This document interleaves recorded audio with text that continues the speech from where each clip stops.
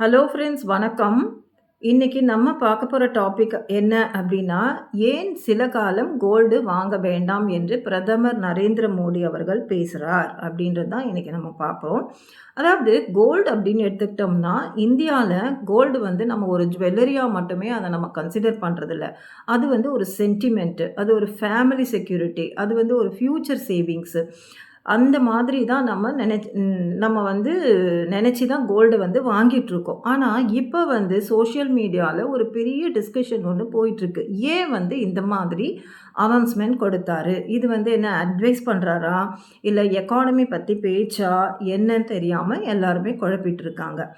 அதாவது என்ன அப்டின்னா, இந்த விஷயம் வந்து கோல்ட பத்தி மட்டுமே கிடையாது. ஒரு நாட்டினுடைய எக்கானமிய பத்தி கூட இது சொல்லப்படுகிறது. இந்தியா உலகத்திலேயே அதிகமா கோல்ட வாங்கும் நாடுகளில் ஒன்று.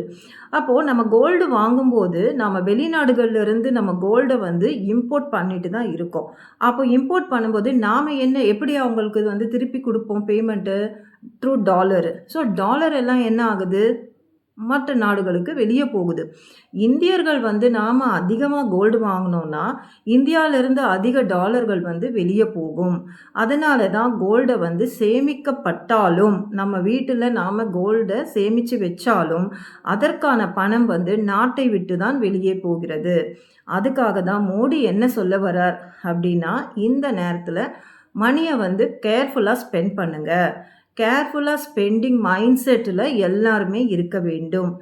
எதுக்காக அப்படின்னு பார்த்தோம்னா, உலக எக்கானமி வந்து இப்ப ஸ்டேபிளான ஒரு நிலைமையில இல்ல. ஆயில் பிரைஸ் வந்து சடனா இன்க்ரீஸ் ஆகலாம். குளோபல் டென்ஷன்ஸ் வந்து அதிகமாகலாம்.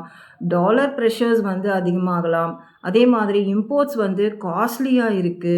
இந்த சிச்சுவேஷன்ல ஃபாரின் எக்ஸ்சேஞ்ச் ரிசர்வ் வந்து பாதுகாப்பது மிகவுமே முக்கியம் என்று கவர்மெண்ட் வந்து நமக்கு சொல்றது மற்றும் கவர்மெண்ட்டும் அதே மாதிரி தான் நினைக்குது. ஒரு குடும்பத்தில ஃபார் எக்ஸாம்பிள் ஒரு குடும்பத்தில ஃபினான்ஷியல் பிரஷர் வந்ததுன்னா, நம்ம என்ன செய்வோம்? நம்ம ஃபேமிலில இப்போ இன்கம் விட எக்ஸ்பென்ஸ் அதிகமாச்சுன்னா, நாம என்ன செய்வோம்?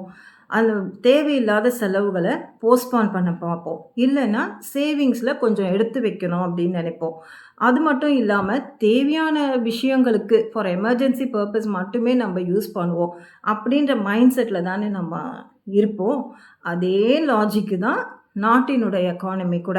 சில நேரங்கள்ல ஒரு நாட்டை பாதுகாக்கிறதுக்கு மக்களாகிய நாம வந்து என்ன பண்ணணும்னா, ஸ்பெண்டிங் ஹேபிட்ஸ ரொம்ப முக்கியமா நாம கருதப்படணும். ஏன்னா, ஃபார் இண்டியன்ஸு கோல்டு மேல அதிகமான ஒரு எமோஷனல் ட்ரஸ்ட் இருக்கு. அதாவது வெட்டிங்க்கு யூஸ் பண்றோம், ஃபெஸ்டிவல் யூஸ் பண்றோம், சேவிங் பண்றோம், எமர்ஜென்சி சப்போர்ட்டுக்கு கோல்டு யூஸ் பண்ணிக்கிறோம். ஆனா, எக்கானமி பாயிண்ட் ஆஃப் வியூலன்னு பார்த்தோம்னா, எப்படின்னா, ஒரு சப்போஸ் ஒரு மெஷின நம்ம வாங்குறோம்னு வச்சுக்கோங்க.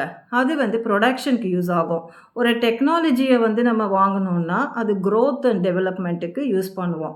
ஆனா கோல்டு வாங்குனோம்னா, நம்ம வீட்ல வச்சிருப்போம். அது சேவிங்கா இருந்தா கூட என்ன பண்ணுவோம்? லாக்கர்ல தான் வச்சிருப்போம். அதனால தான் சில எக்கானமிஸ்ட் வந்து சில நேரங்கள்ல கோல்டு இம்போர்ட் பத்தின கன்சர்ன வந்து காட்டுறாங்க. இன்னைக்கு நியூஸ் ஓப்பன் பண்ணாலே என்ன மாதிரி வருது அப்படின்னா, gold price increase, oil price tension, dollar discussion, global instability, import pressure இந்த மாதிரி வார்த்தைகள தான் நம்ம ரிப்பீட்டடா கேட்டுக்கிட்டே இருக்கோம். அதாவது எக்கானமி வந்து ஒரு சென்சிட்டிவ் ஃபேஸ்ல இருக்குது அப்படின்றது ஒரு சிக்னலா தான் இது காட்டுது. ஆனா சோஷியல் மீடியா என்ன பண்ணிட்டு இருக்கு தெரியுமா? ஒரு எக்கனாமிக் டிஸ்கஷன வந்து ஒரு எமோஷனல் டிபேட்டா மாத்துறாங்க. அது புரிஞ்சிக்காம, ஒரு சிலர் என்ன பண்றாங்க அப்டின்னா, உடனே ஒரு பயத்த ஸ்ப்ரெட் பண்ணிடுறது, ரூமர ஸ்ப்ரெட் பண்றது, ஒ எல்லாரையுமே வந்து பயத்துக்குள்ளாக்கிடுறது, உடனே எல்லாமே பேனிக் ஆயிடுறது. அந்த மாதிரி ஒரு நிலைமையில சோஷியல் மீடியா கொண்டு செல்லுது. அதனோட ரியாலிட்டி உண்மையான ரியாலிட்டி என்ன அப்டின்னா, இது வந்து ஒரு லீகல் ரெஸ்ட்ரிக்ஷனே கிடையாது. இது ஒரு எக்கானமிக் அப்பீல் தான். அதாவது இந்த நேரத்தில கேர்ஃபுல்லா மணிய ஸ்பெண்ட் பண்றது ரொம்பவே இம்பார்ட்டன்ட். அப்படின்ற மெசேஜ் தான் இதுலருந்து நம்ம புரிஞ்சிக்க வேண்டியது. இதனால கோல்டு வந்து ஒரு பேடோ, இல்ல வாங்கக்கூடாது அப்படின்ற அர்த்தம் வந்து கிடையாது. பல குடும்பங்களுக்கு அது செக்யூரிட்டியா இருந்தாலும், பல பெண்களுக்கு அது கான்ஃபிடன்ஸ் மற்றும் சேஃப்டியாக இருந்தாலும், ஒரு ட்ரஸ்ட்டாக இருந்தாலும், ஒரு ஸ்ட்ராங்கான இம்பேக்ட் கிரியேட் பண்ணால் கூட, இப்போ அந்த மாதிரி ஒரு சிச்சுவேஷன் கிரியேட் பண்ணிக்க வேண்டாம் அப்படின்றது தான் நம்ம பிரைம் மினிஸ்டர் அவர்கள் சொல்கிறாரு. இந்தியர்கள் வந்து கோல்டை ஒரு அலங்கார பொருளாக மட்டும் பார்க்கல, வாழ்க்கையினுடைய ஒரு பேக்கப்பு வந்து நமக்கு கோல்டு தான். மோடியினோட தாட் என்ன அப்படின்னா, ஒரு நாட்டின் எக்கானமி கவர்மெண்ட்டை மட்டுமே காப்பாற்ற முடியாது. ஈவன் நாம கூட மக்களாகிய நாம கூட இந்த பாதுகாப்பினுடைய முக்கியத்துவம் தெரிஞ்சுக்கிட்டு ஸ்பெண்டிங் பேட்டர்னை லிமிட் பண்ணுறதுக்கு நம்ம முயற்சி எடுக்கணும். ஏன்னா அது எக்கானமிக் ஸ்ட்ரென்த் வந்து அஃபெக்ட் பண்ணக்கூடாது. இந்த டிஸ்கஷன் வந்து ஒரு ஃபியரை வந்து கிரியேட் பண்ணுறதுக்காக மட்டும் கிடையாது. இது ஒரு ஜென்டில் ரிமைண்டர் அப்படின்னு நாம் எடுத்துக்கலாம். அதாவது குளோபல் சிச்சுவேஷன் வந்து ஒரு அன்ஸ்டேபிள் ஆகும்போது ஃபினான்ஷியல் டெசிஷன்ஸ் வந்து மிகவுமே முக்கியம். சில நேரங்களில் நம்ம நாட்டினோட ஸ்ட்ரென்த் வந்து அந்த நாட்டின் மக்கள் எப்படி ஸ்பெண்ட் பண்ணுறாங்க அப்படின்றதுல கூட அடங்கி இருக்கு. நம்ம சேமிப்பு வந்து நம்ம குடும்பத்தை எப்படி பாதுகாப்பதோ அதே போல் நாட்டினுடைய சேமிப்பையும் நாம் நினச்சி பார்த்து நம்ம அதை பாதுகாப்பு கொள்வது மிகவுமே நமக்கும் நல்லது, நம் நாட்டிற்கும் நல்லது. அப்போ தான் எக்கானமி பாதிப்பாக இருக்காது. ஓகே, தேங்க்ஸ் ஃபார் வாட்சிங். உங்களோட கருத்து இதை பற்றி என்ன அப்படின்றத நீங்கள் கமெண்ட்டில் சொல்லுங்கள்.